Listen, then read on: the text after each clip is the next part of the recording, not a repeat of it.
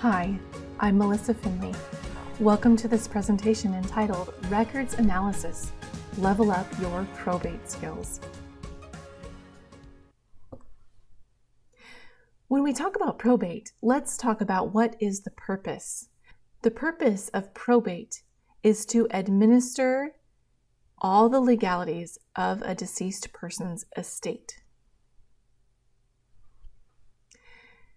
Probate is a multi-step court process, and even though I'm going to specifically talk about the United States process, this process is very similar in many countries around the world. So I'm a United States expert, but this might apply at least in some instances where you are researching. So this multi-step court process includes many different facets of administering someone's estate, and I'm only going to cover a few today. And some of those include inventorying the property that the person owned, paying off their debts, dividing the property that's remaining after the debts are paid among the heirs, and then safeguarding any minor heirs' inheritance until they are of legal age to manage it themselves. Now, if you want to know all of the steps that might be involved in the probate process, I will put a link to an article for that in the syllabus. Here are some terms you need to know when we're talking about probate.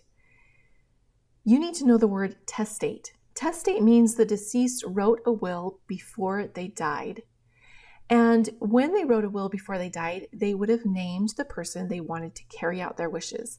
And that person would be called the executor or the executrix. Executors for male and executrix for a female who's doing that job. People could also die intestate. That means the deceased did not leave a will before they died. In this case, their remaining family members or associates have to go to the court and ask to be appointed as the administrator or administratrix of the estate in order to basically do the same job that the executor or executrix does if the person dies testate. Another term to know is the term community property. So there are several states in the United States that follow community property laws. And that means that each spouse, when they're both alive, basically own about 50% of the property, right? They're equal partners in their ownership. And at death, the surviving spouse automatically is the owner of 100% of their joint property. But they can also have separate ownership of anything that they have inherited through their own family lines. The rest of the areas are in the United States. The rest of the states are non-community property areas. And in this case, the woman has really no property rights when she is married or single. It's her father or her husband that has those property rights, except for she has a dower right to a third of the property in case her husband dies. She is able to keep that property for her lifetime to take care of herself. Because of this dower right, she must release the dower at any of the sales of the property that her husband makes. So you'll often see this in deeds. You'll see the woman releasing her dower right to the property her husband is selling. And then in non-community property areas, the man has the right to courtesy if they have living children together, which means he gets to keep all of the woman's property after her decease until the children come of age to inherit it, or he gets 1/3 of the property if they don't have living children together, just like she would for the dower right. Another term to know is guardianship. Again, those minor heirs, the ones who are still children, who are not of legal age yet, need to have a guardian. This is not a physical guardian, someone who, for instance, adopts them or takes care of them in their home, but this is someone who is managing their property, their legal right to their property that is inherited until they become of age, which was typically the age of 21. And guardianship also is for incompetent adults that are proven to be incompetent by the courts. So why do we even want to get into probate records? What is the genealogical value of probate records? probate records can help us nail down these types of facts: the date of death of our ancestor, their place of death. Often the records provide generational linkages between parents and children. And of course, that includes a list of heirs. So those are the things we hope for in probate records. So now let's go over some examples to see exactly the value of probate records. And sometimes we find them in tidy probate packets, including all the different parts that went through the court. But often we only find it in bits and pieces, and we'll go over both kinds of examples. So first, I want to look at the Wills and Estates papers from the North Carolina Estate Files collection on Family Search. This happens to be the packet for John Bassett, and it was dated 1785. Although, as you'll see as we go through, this probate went through the court for quite a few years to get all the different parts complete. So one of the first dated pieces in this packet, which by the way has over a dozen pages, is a guardian bond. Mordecai Smith is giving a bond to the court, saying that he's bound in a certain amount of money to do his job responsibly for these minor children. And this was produced in court in 1775. And he is going to be the guardian for the property of John, Sally, and Olive Bassett. Those are the minor heirs of John Bassett. So again, these are the facts that we gain just from this one piece of paper. Another interesting paper in this packet is an account of sales of the belongings of John Bassett. So in a lot of probate packets, you'll find an inventory of all the goods and their approximate value. And then you'll also find an account of the inventory being sold. And so in this case, you can see it's a small page, but they're selling things like farm implements and household goods. And then in the right-hand column, you can see who is purchasing those items and the amount that they're purchasing it for. One reason I really like these sale of household goods lists is because often you can find the widow buying a lot of her household goods in order to hold on to everything she needs to run her household. In this particular list, I thought it was interesting that there are no other individuals with the surname Bassett anywhere to be found on the sale of items. So they still might have been kin, but they were not of the Bassett surname. I do not see a widow on this list buying any property, so that might tell us something. A lot of times in these sales, you will find kin and neighbors there buying the goods. Now, this case was interesting because it didn't actually get settled all the way until 1795. So I'm not sure exactly why the case file is listed as 1785, because we have a guardian bond in 1777 and a settlement in 1795. So this case was going on for a long time. Next, let's look also, this time in New Hampshire, at Daniel Chapman's estate file from 1815.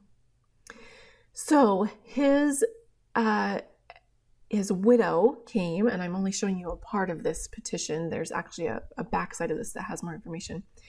But she came in for a petition for administration on the estate of Dan Chapman, late of Newmarket, in November of 1815. So this little bit tells us a few things. The widow's coming in. So obviously Dan Chapman has died before November 20th, 1815. And she's asking for administration rights, which means he died without leaving a will. Then a couple of years later, in 1818, so this is actually just about 2 years later because this is January 1818, the widow comes back again to the court. Nancy Chapman comes back, and this time she's asking for a guardian to be appointed for her 4 children, the heirs of Daniel Chapman. And here we have the man who was going to be the guardian listing the children, Olive, John, Warren, and Daniel Chapman, minor heirs of Daniel Chapman deceased. and he's putting a bond, and he's also saying what property he is going to manage for them, which is a dwelling house and a barn and 90 acres of land and all of the household and farm implements. And then one of the final dated pieces of paper in this packet is a petition to sell the property and the estate of the heirs of Daniel Chapman, and this is occurring in 1825, so 10 years after the start of this case. The final full packet that we will take a look at is from North Carolina again, Winborne Steed in 1871. This one is a pretty interesting case. Now, I know this image is kind of making your eyes feel like they're blurry, but it's not your eyes, it's just this particular copy just looks wiggy to your eyes. So I apologize, but I wanted to use it anyway because it's interesting. So these individuals, there's multiple of them coming to the court and petitioning. It says Benjamin Steed, Martha, Priscilla, Erasmus, Alexander, who are of full age, then Robert, John, and Marcus, who are minors, are coming to ask for the estate of Winborne Steed to be started, the probate process to be started in court for Winborne Steed. Then they go on to say that in 1862, Winborne Steed of the county died intestate. He was fighting for the rebellion, and that at his death, his property was seized, but they would like it back and they would like to divide it among the heirs. And that he had 100 acres at that time that adjoined Benjamin Steed, who was one of the petitioners. Then they go on to say that we are all of his siblings, except for these minors, who are the nieces and nephews, the children of his brother, who is also deceased. We are the only heirs, and we would like to divide the land. And this case goes on for another 23 pages as they go through the process in court. So those were great. Those packets were great. We love when we can find a complete packet already intact with all of the information we want about our ancestors' probate case. And it helps us learn a lot about them and their family connections. But we're not always that lucky, are we? So a lot of times you are going to find these probate files in bits and pieces, depending on how they were kept in the jurisdiction where they were created. And also if they have been damaged over time because of natural disaster or just wear and tear or whatever the case may be. So in this case, we're looking at Robert Ware's will from 1803. And this is in a collection called Wills, Inventories, Claims, and Accounts from New Hampshire. So you can see already that this batch of records is very mixed between different parts of the probate process. And so this is the widow bringing forth the will of her deceased husband, and she is talking about the debts that she needs to pay for him, and that she's finished paying those debts, and now she would like to take care of the next step of the probate process. And this gives us some information that Robert Ware died before they started this process on the 8th of June, 1801, and that Hannah Ware was likely his wife because she's coming in as the executrix of his will. And Levi and Elias Ware were mentioned in this, and they're likely related. Now this page, I didn't zoom in because I wanted you to see this particular thing. This one's from New Hampshire as well, the same collection. And this is in 1802. But I wanted to show you because on the left-hand side of the page, what we have is the end of an inventory of the estate of a person that started on the previous page. And it just has the line items of all of his belongings and their approximate value. And then we start on the next part of someone else's probate administration. In this case, this is the widow coming to say that she would like to be the administratrix of her husband's estate, and here is a list of all of his debtors. So on the right-hand side, we have a list of debts that need to be paid from someone else's estate. And it just kind of goes on like that in these books. You have one part of someone's probate process being done, and then you have one part of someone else's. So you might be lucky and find a complete estate packet. You might not be, and you have to find bits and pieces here and there in the records of the county that you're looking in. But what if you can't find anything? You can't find any parts of the probate because the records have been destroyed, or because you just can't find your ancestor in those. Are there any other alternative records that can find us the same kind of information we're looking for in probate? No will, no probate file, what can we do? Well, we can go look at deed records and just generic court records. So let's take a look at some of those examples and see what we can find. So first of all, I love to find probate type information in deed records. So this is an example of an index from Henry County, Tennessee.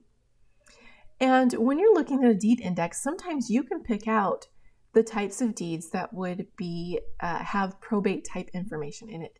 And you're looking for terms like all or et al or and others. That means that it's not just one person selling a property, but it's multiple people selling it together. And one of the reasons for that is because they have inherited it together, and therefore they have to divide it and or sell it together. So I like to see these terms in the deed files. I'll go and look for those deeds. So let's take an example of that. Here we have Richard Anderson et al. Selling to Joseph Kirkpatrick in 1831. Now, this has a whole list of individuals with Richard Anderson that are selling a portion of land to Joseph Kirkpatrick. And what has happened here is that Richard is actually married to a Kirkpatrick sister. Okay, they've all inherited this land together from the Kirkpatrick father who's passed away. And all of the inheritors together, so it's sisters and their husbands, because their husbands have the property rights with them, right? And then the brothers, they all are coming together and they figured out how to divide the land, and now they have to together deed off parts of the land to each of the different inheritors, the different heirs. So in this case, they're selling to Joseph Kirkpatrick for his portion, and then they're going to go on to sell to the next person for their portion. I guess my point is for this one that in this case, even if you couldn't find the probate for Mr. Kirkpatrick who passed away, you can still find a list of his heirs right here as they divide the land that they have inherited. So here we have another interesting case. John W. Travis et al. To Amanda Travis in 1871 in Henry County, Tennessee. In this case, they say, "For our natural love and affection for our mother, Amanda Travis, we have inherited this land from our father who is deceased, and we are going to give her such and such portion of land for her comfort and use during her lifetime." And for whatever reason, the way they inherited this, they are going to give a portion to their mother. She has not inherited it on her own. And so they have come to the court to do that. So now you get the connections between the father and the children and the mother. So let's talk about probate in court records. Sometimes the court records for probate are specifically probate court records, right? But sometimes we have counties where they just have generic court records, court minutes, court orders, and a lot of times these are unindexed records. So what do?